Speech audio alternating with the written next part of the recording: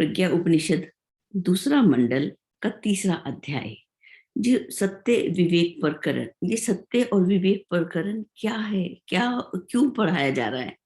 क्योंकि यहाँ पर जो है कात्यायन ऋषि के बारे में, चौथा प्रज्ञा पुराण और इसके अंदर दोनों मिक्स हो जाते हैं। यहाँ पर जो है आश्वलायन ऋषि जो हैं वो सत्र के अध्यक्ष हैं। उन्होंने यहाँ पर धर्म का स्वरूप बताया, धर्म के लक्षण बताए। धर्म के उन्होंने 10 लक्षण बताए, जिनको सबसे पहला लक्षण जो था वो है सत्य और विवेक। पहला यही लक्षण है। और दूसरा लक्षण है उसके अंदर संयम और कर्तव्य पालन। तीसरा है अनुशासन और अनुबंध। यदि डिसिप्लिन है लाइफ में तो सेल्फ डिसिप्लिन भी है। ठीक है, दोनों का एक जोड़ा मिलकर एक युग्म बन जाता है। उसके अंदर उसके बाद है सौजन्य और पराक्रम। हम सज्जन बने, पराक्रमी बने। और उसके बाद सहकार हो जीवन में, परमार्थ हो। यह जो 10 लक्षण उन्होंने बहुत ही महत्वपूर्ण बताए। कोई भी व्यक्ति जो है धार्मिक अपने आप को कहता है कि हम धर्म को मानते हैं, धर्म और संप्रदाय को आश्वलायन ऋषि ने विभिन्न विभिन्न स्वरूपों में बताया। धर्म क्या है? अपने प्रति जो भी जिम्मेवारियां, और दूसरा समाज के प्रति जो उत्तरदायित्व हैं, उसको धर्म का मोटा स्वरूप समझ सकते हैं। और अगर यदि हम समझे, गहराई से चलें, तो हमारा चिंतन, उत्कृष्ट चिंतन, हमारा सुंदर उज्जवल चरित्र, बड़ा ही सुंदर आदर्शवादी चरित्र हमारा, और तीसरा हमारा शालीन व्यवहार, ये भी हमारे धर्म के अंतर्गत ही आचार्य जी ने हमें बताया। तो जिस प्रकार से उन्होंने धर्म और संप्रदाय के बारे में भिन्नता बताई, और आज जब वो सत्य और विवेक कहते किसे हैं, हम थोड़ा और गहराई में इसको समझने का प्रयास करते हैं। हो सकता है थोड़ा कठिन लगे, लेकिन हम विचार विमर्श के माध्यम से हम इसको समझने का प्रयास करेंगे। आज हम इसकी रीडिंग कर चुके हैं, लेकिन हम सिर्फ आज समझने की भाषा में, हम समझने के रूप में हम पढ़ते हैं। तो आज सत्र का तीसरा दिन कौंडिन्य ऋषि ने प्रश्न किया था यहाँ पर कि सत्य और विवेक किसे कहते हैं, और ये किस प्रकार धर्म के 5 चरणों में से, 5 युग में से एक को पूरा करता है।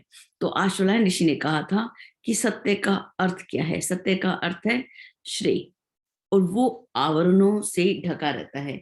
तो वो आवरणों से ढका रहता है, ये इस शब्द की जो पुष्टि है वो हमें ईशावास्य उपनिषद ने की है। यहाँ पर हम ईशावास्य उपनिषद में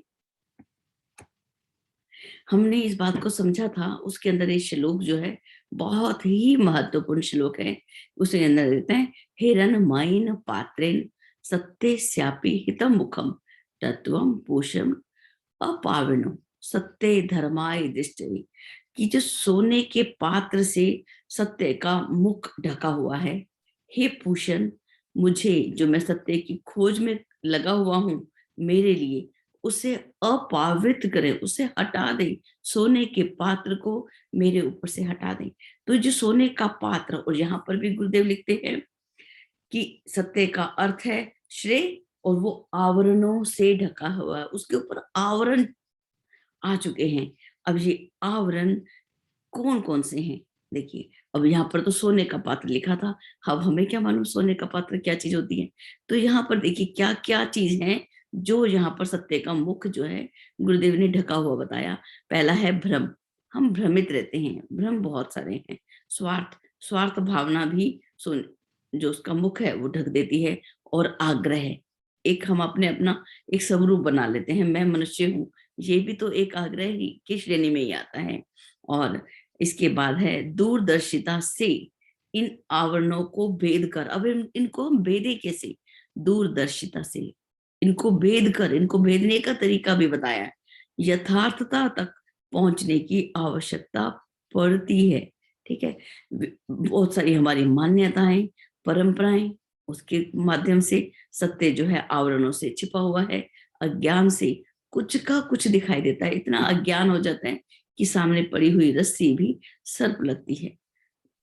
इसीलिए विवेक पूर्वक गहराई में उतरना पड़ता है।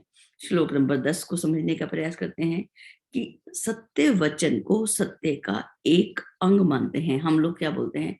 सत्य और झूठ के अंदर, 2 चीजों के अंदर हम खड़े होते हैं। क्या ये व्यक्ति या हम अपने आप को, हम सत्य बोल रहे हैं या झूठ बोल रहे हैं? पहली बात तो ये उसी को पता होता है जो व्यक्ति बोल रहा होता है, कि मैं सच बोल रहा हूँ या मैं झूठ बोल रहा हूँ।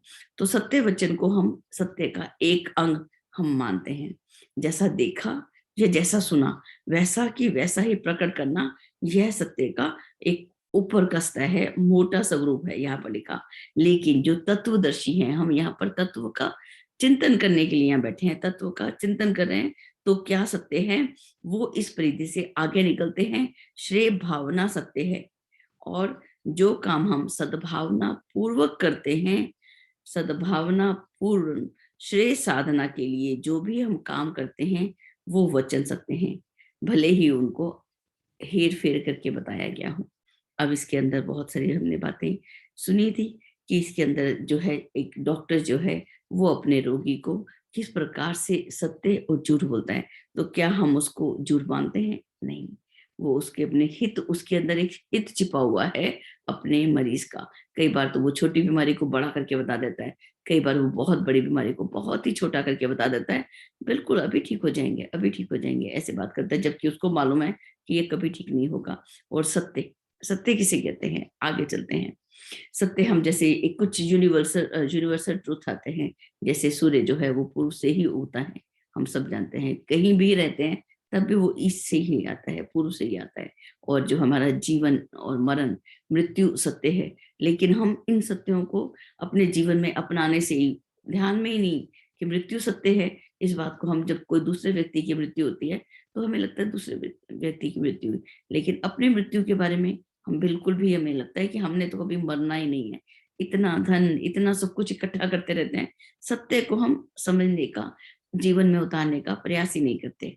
अब श्लोक नंबर 14 में क्या समझा रहे हैं आचार्य जी, कि सत्य और विवेक ये दोनों जुड़े हुए हैं, तभी एक युगम के रूप में यहाँ बताया है। जहां पर एक रहेगा वहां पर दूसरा भी होगा साथ में। विवेक से ही हम सत्य का स्वरूप समझ सकते हैं और उसके सहारे ही सत्य को प्राप्त कर सकते हैं। मनुष्य स्वभाव से ही पूर्व आग्रहों से ग्रसित है। पूर्व आग्रह कैसे हम ग्रसित हैं?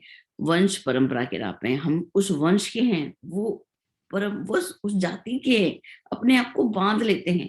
दूसरा, वातावरण और संचित कुसंस्कारों से। अब कोई व्यक्ति जो है अपने आप को कितना, यहाँ पर बहुत जो व्याख्या थी उसमें समझाया गया 3 पॉइंट बनाकर। पहला, वंश परंपरा के आधार पर हम मान्यताएं बना लेते हैं।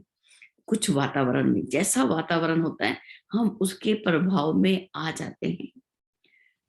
संचित संस्कार, वो जो जन्म जन्म जन्म के संस्कार हमारे अंदर हैं। हमारे अंदर बहुत सारे अच्छे संस्कार भी हैं और बुरे संस्कार भी हैं। अब सबसे पहले तो हमने समीक्षा के रूप में अपने आप को देखना है कि क्या हमारे अच्छे संस्कार कौन से हैं और बुरे संस्कार कौन से हैं।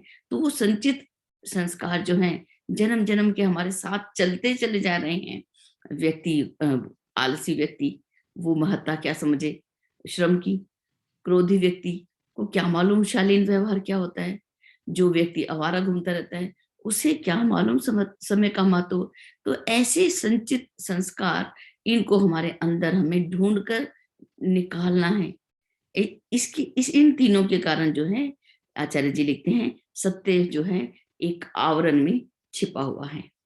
और जो व्यक्ति आग्रह में होता है, तीनों में से, चाहे वंश परंपरा के आधार पर हम तो ऊंची जाति के हैं, अपने आप को इतना अहम ले लेना, तो वो क्या है, वो दूसरों की बात ना समझता है और अपने आप को एक मान्यता तक सीमित रखता है। एक मान्यता तक हम अपने आप को सीमित कर लेते हैं कि मेरी तो बहुत बड़ी जाति है। वातावरण, कल जब हम पढ़े थे कि वातावरण का प्रभाव कैसे आता है।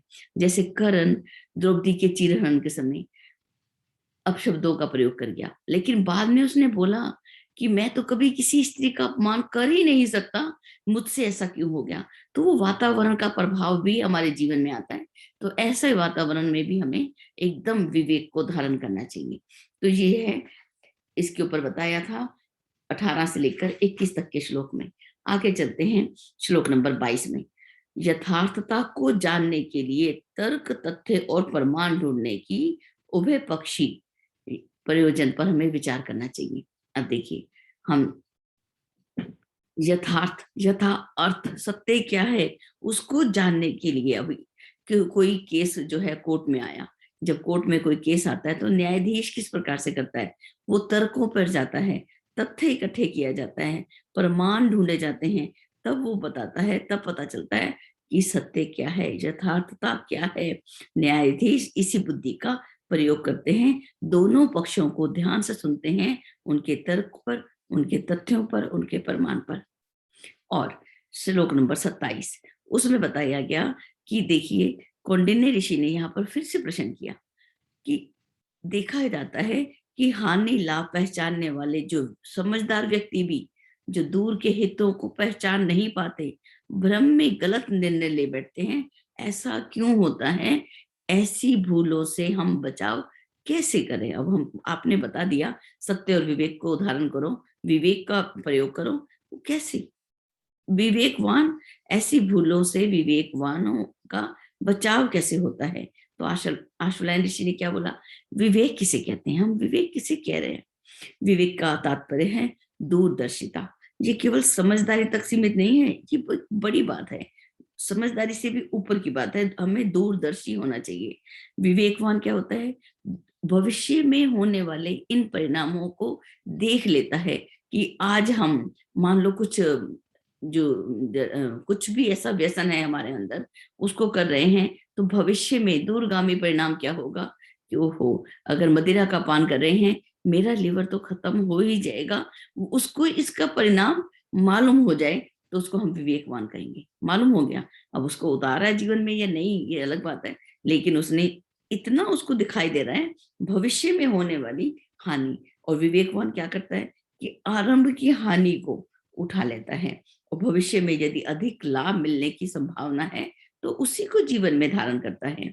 उसके लिए यहाँ पर उदाहरण बताए श्लोक नंबर 35 में कि जो विवेकवान है वो तुरंत ही छोटी हानि को देखकर, बिल्कुल जैसे किसान, माली, विद्यार्थी, व्यवसाय करने वाला, पहलवान, वो आरंभ में तो घाटा सहन करते हैं और कष्ट को भी सहन करते हैं और सत प्रयोजनों में लगे रहते हैं और अंत में इस परिणाम का आनंद लेते हैं। जितने भी हमारे कुछ फेस्टिवल है जो किसान के आनंद को दर्शाते हैं, जैसे कि हमारे बैसाखी का पर्व आता है, लोहड़ी का पर्व आता है, मकर संक्रांति। मकर संक्रांति के दिन वो अपनी लहलहाती हुई फसल को देखकर वो कितना आनंदित हो जाता है, तो वो पर्व मनाता है। और दूसरा पर्व जब बैसाखी, जब फसल कट के घर आ जाती है, तो वो कितना आनंदित होता है कि ओह, पहले का जो कष्ट है वो सब भूल जाता है। 9 महीने तक बालक बालक गर्भ में रहता है, वो कितना कष्ट होता है माता को, लेकिन फिर जब बालक हो जाता है तो क्या वो कष्ट याद भी रहते हैं? उन सब कष्टों को भूल जाती है माता और उस बच्चे का स्पर्श पाकर अपने आप को धन्य मानती हैं। तो आरंभ में कष्ट जो है, भले ही कष्टदायी है, जीवन जो है कष्टदायी है, उसमें बहुत मेहनत करनी पड़ रही है, आरंभ में घाटा सहन करता है, जैसे एक व्यवसायी सहन करता है। कोई भी व्यक्ति जो व्यवसाय लगाता है तो अपने घर तक को दांव पे लगा देता है और व्यापार प्रारंभ करता है।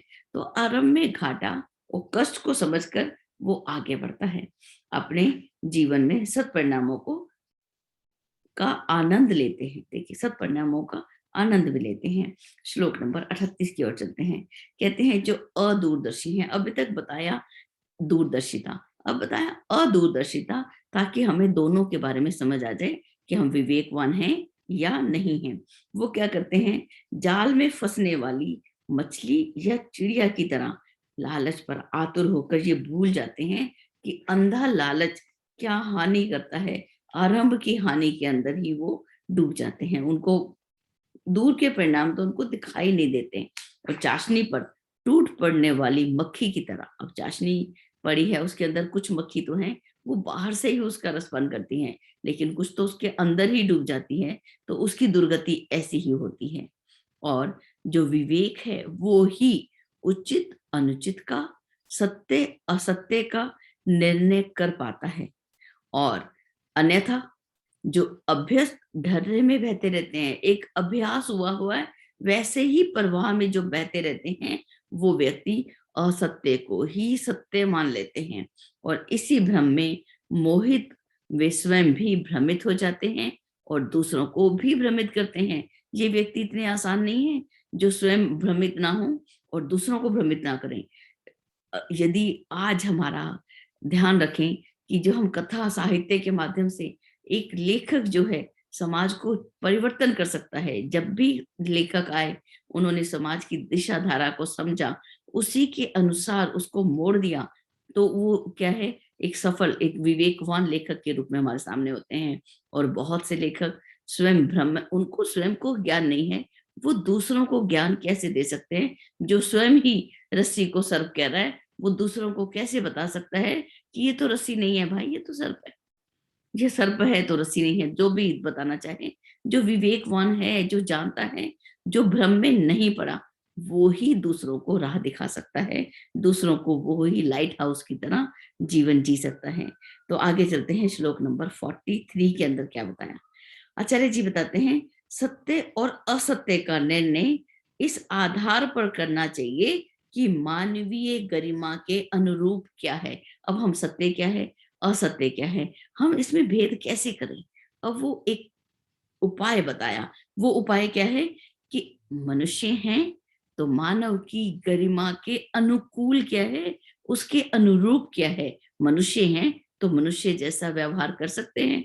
उसके ऊपर आदर्शवादिता का समावेश किसमें है? मनुष्य एक आदर्शवादी प्राणी है। अपने आदर्श को वो जब सामने रखता है, तभी वो पूजनीय बनता है। नहीं तो एक पशु स्तर का जीवन जीकर तो असंख्यों नित्य प्रति जन्म लेते भी हैं और मरते भी हैं। लेकिन जो जो आदर्शवादिता को अपने अंदर समाविष्ट करता है, वो ही मनुष्य है।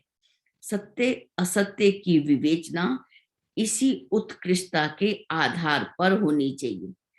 अब देखिए, एक जैसे एक कसौटी बनाई जाती है, एक हथौड़ी ले ली जाती है और छोटी सी, और सोने के ऊपर पीट के देखा जाता है। किसी वस्तु को एक कसौटी बनाते हैं, अपने हाथ को एक मिट्टी का घड़ा लेते हैं, उसको पीट के देखते हैं। एक कसौटी, कसौटी बोलते हैं इसे। इसे जांचा हमने, परखा।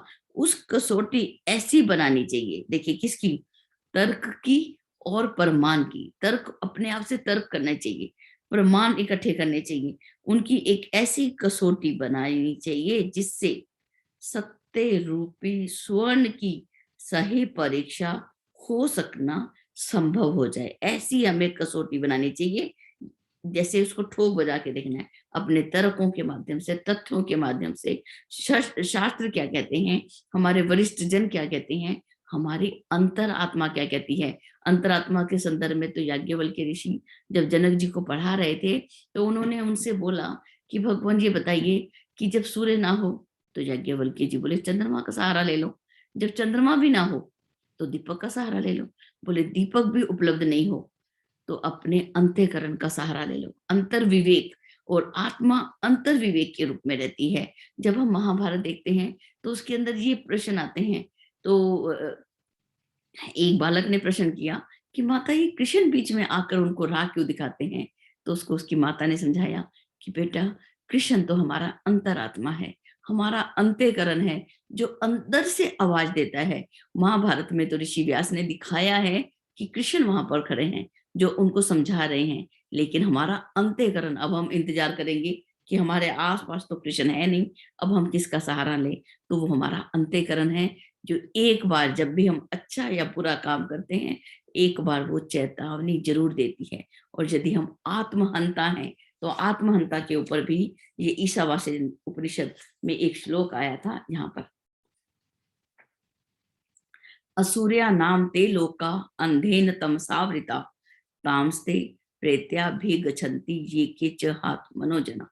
जो व्यक्ति ईश्वर का उल्लंघन करने वाले हैं, उसके अनुशासन का उल्लंघन करने वाले लोग असुरे, असुरे मतलब कि वो अपनी सदविवेक की उपेक्षा करने वाले। असुर किसे बोलते हैं? जो अपने विवेक की उपेक्षा करते हैं, ऐसे व्यक्ति असुरे नाम से। असुरे का मुझे तो मतलब यहाँ पे असुर ही लगता है।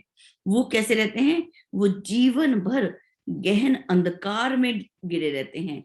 वे आत्मा का हनन करने वाले लोग, जो आत्मा पुकार पुकार के कह रही है, उसकी बात को सुनते ही नहीं, निर्देशों को न सुनने वाले, आत्मा का हनन करने वाले लोग प्रेत रूप में वैसे ही अंधकार लोकों में जाते हैं।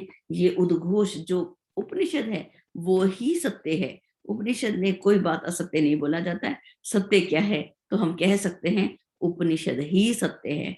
ठीक है, आगे चलते हैं। हम सत्य और उसकी बात कर रहे हैं। तो अब बहुत ही खूबसूरत श्लोक आता है 50 नंबर का। उसके अंदर कौंडिन्य ऋषि बताते हैं, हे कृपालु, मनुष्य में पूर्ण सत्य प्राप्त करने की चाह भी है और सामर्थ्य भी। मनुष्य के अंदर एक चाह रहती है कि मैं सत्य को खोजूं, मैं ईश्वर को खोजूं, ईश्वर ही सत्य है। तो वो है कहाँ? उसको खोज के लिए हमें देखा है कितने ही योगी मुनि ध्यान में बैठे रहते हैं उस सत्य को जानने के लिए। और जब वो सत्य को पाते हैं तब वो हम सबको बताते हैं कि ईश्वर ही सत्य है। उस सत्य की खोज करने की इच्छा भी है और ईश्वर ने उसको सामर्थ्य भी दिया। सारी शक्तियां बीज रूप में उसने ईश्वर के अंदर डाल दी। और कहते हैं फिर भी, अब वापस कौंडिन्य ऋषि का ये तीसरा प्रश्न है इस पाठ, इस लेसन के अंदर, कि फिर भी वो एकांगी सत्य में उलझकर क्यों रह जाता है? इस विडंबना से मुक्ति कैसे मिले? कृपया ये रहस्य हमें प्रकट करें। तो ये जो तीसरा प्रश्न आया, हम सब एक काम करें, जितने भी प्रश्न आए हैं प्रज्ञा उपनिषद के अंदर, उन सभी प्रश्नों को हम नोट डाउन करके अपने जो नोट्स बनाते हैं उसके अंदर हम रख लें, ताकि हमें मालूम पड़े समस्याएं क्या हैं। जब हम समस्याओं को गहराई से जानेंगे तब हम समाधान के बारे में जानेंगे। हमारे पास तो समस्या है ही नहीं, रोजमर्रा के इतने काम हैं कि कौन सत्य की खोज करने जा रहा है। तो उसके अंदर हमें यहाँ पर जब प्रश्न को हम ध्यान से समझते हैं तब हम सत्य की खोज में भी चलते हैं। तो आज इस जो हमारे पास 10 मिनट हैं उसमें में से मैं, हाँ, 2-4 मिनट और लेती हूँ। ठीक है, आशुलायन जी बोले, सत्य ही नारायण है। अब सत्य कौन है यहाँ पर? नारायण है। नारायण असीम है और मानव की बुद्धि बहुत ही सीमित है और वो विविध आग्रहों से और भी छोटी हो गई, जो हमें मान्यताएं, परंपराएं, वातावरण का प्रभाव, संचित संस्कार, इनके कारण वो जो मानव की बुद्धि है वो पहले ही बहुत सीमित है, वो और भी छोटी हो गई। ठीक है, यदि हमारा जिसको ग्लूकोमा हो जाता है तो उसकी दृष्टि कैसे होती है? उसका जो आई सेट का दायरा है वो दूर दूर से सीमित होता जाता है, सीमित होता जाता है, सीमित होता होता होता होता बिल्कुल संकुचित हो जाता है। और इतना संकुचित कि उसको सिर्फ एक छाया के रूप में उसको दिखाई देने लग जाता है। ऐसा हमारी बुद्धि भी बहुत बड़ी दी थी ईश्वर ने, बहुत ही बड़ी, लेकिन वो विविध आग्रहों से छोटी होती चली जा रही है। और दूसरा, हमने सिर्फ सत्य का एक ही अंश जाना है। जिस प्रकार से हमारे वैज्ञानिक कहते हैं कि मनुष्य का दिमाग में तो बहुत कुछ है, लेकिन उसने कुछ ही परसेंट जो है वो प्रयोग में आता है, बाकी सुप्त अवस्था में है, वो जागृत है ही नहीं। जिनका जागृत हो जाता है तो वो आइंस्टाइन बन जाते हैं। वो उनका उसी के उनके मस्तिष्क के ऊपर फिर वैज्ञानिक स्टडी करते हैं कि कितना अंश जो है इनका जाग चुका है। तो देखिए, उस मनुष्य ने सत्य का एक अंश ही जाना है। जो जानना विशेष है वो तो बहुत है। और मनुष्य सत्य की प्राप्ति के लिए निरंतर प्रगति करता चला जा रहा है। उसकी यात्रा अभी हो रही है और अभी तक उसने कुछ थोड़ा सा ही पाया है। और पिछली जानकारियों को हम लोग, अब जैसे पिछली जानकारी हमारे माता पिता जो कहते थे, तो उसको हम कई बार कहते हैं कि आपको नहीं मालूम माता, आज का समय बदल चुका है। तो इसमें जो पूर्वजों का कोई भी अपमान नहीं है। नया जानने में अपने आप को हमेशा ही तैयार रखना चाहिए। उसमें कोई भी हमारा आग्रह इसके बीच में नहीं आना चाहिए कि मैं तो बड़ा और मेरा बालक छोटा। नहीं, हमें अपने आप को, ब्रेन को अपने ओपन रखना चाहिए और समय की धारा के साथ अपने आप को परिवर्तित कर लेना चाहिए। ठीक है, अपने आप को परिवर्तन समय की धारा के साथ जो चलते रहते हैं, इस बात को ध्यान रखना है कि हमें बदलते रहना है। जैसे कि बालकपन में जो वस्त्र पहनते थे आज तो नहीं पहनते, जो पहली परंपराएं चलती थी उनको भी आज बदलना है। तो उसमें कोई विग्रह जैसी कोई बात नहीं है। सभी धर्म प्रेमियों को इस तथ्य को समझना है और सत्य और विवेक को अपनाना है। यही हम सबका और दूसरों का भी इसी में कल्याण है। आगे है श्लोक नंबर 59 के अंदर क्या बताते हैं कि मानव की प्रगति का इतिहास इसी प्रकार से चला है और इतिहास का सम्मान करते हुए अपने और भविष्य में निर्माण और निर्धारण के लिए अपनी मस्तिष्क को, अपने ब्रेन को हम खुला रखें। तत्व ज्ञान का सिद्धांत यही है। हम यहाँ पर क्या करने बैठे हैं? तत्व चिंतन। तत्व चिंतन के लिए हम प्रज्ञा उपनिषद को उठा कर बैठे हैं कि, और नहीं तो बहुत सारी कहानियां हैं जीवन में, बहुत सारे उपदेश हैं, लेकिन यहाँ पर आचार्य जी हमें तत्व का चिंतन दे रहे हैं। चाहे वो देव ऋषि नारद के माध्यम से दिया, कात्यायन ऋषि के माध्यम से देंगे, आशुलायन ऋषि के माध्यम से देंगे। एक बहुत ही खूबसूरत संदेश हमें प्रज्ञा उपनिषद देता है। अंतिम पैराग्राफ की ओर चलते हैं कि धर्म के मूल स्वरूप को सत्य माना जाए। अभी हम धर्म का मूल स्वरूप के बारे में, धर्म के 10 लक्षण बताए आचार्य जी ने। जो इनको धारण करेगा वो ही धर्म को धारण करेगा, और जो धर्म को धारण करेगा वो ही निरंतर बढ़ता जाएगा। जिसने धर्म को ठुकरा दिया, धर्म उसको अस्वीकार कर देगा, कभी अपने जीवन में नहीं रहने देगा। इस लाइन को हम अंडरलाइन करें। अब सत्य किसको बोलते हैं? धर्म के मूल स्वरूप को सत्य माना जाए। बता दिया आचार्य जी ने किसको सत्य माना जाए।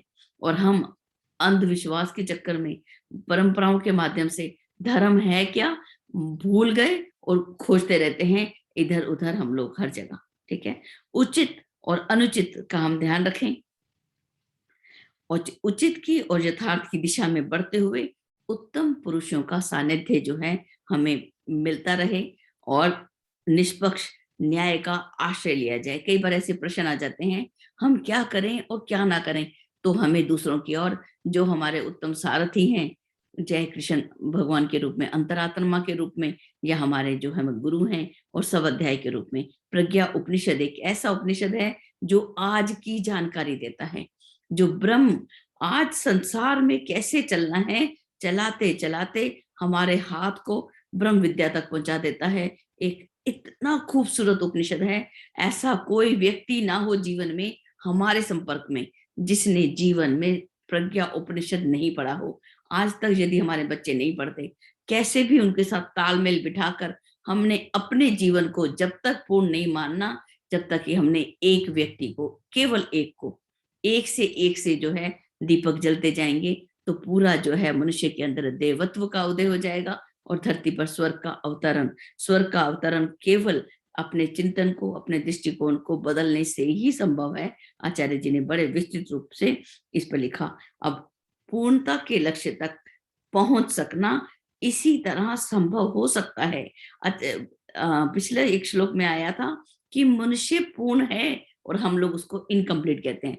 मनुष्य तो गलती का पुतला है, ये तो गलती करेगा ही। लेकिन यहाँ पर आचार्य जी ने मनुष्य को पूर्ण होना संभव बताया है।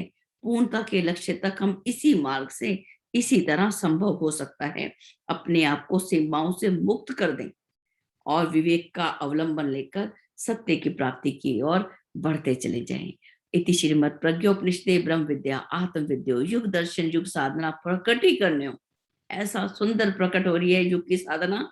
आशुलायन कौंडिन्य ऋषि का संवाद, ऋषियों के माध्यम से अपनी बात को कह रहे हैं आचार्य जी। सत्य विवेक इति प्रकरणो नाम तृतीयो अध्याय। ऐसा कौन सा साहित्य है जहां पर ऋषि चर्चा कर रहे हैं। आप सभी का बहुत बहुत धन्यवाद। आगे इसी क्रम में विचारों को एक साथ ले लिया जाए।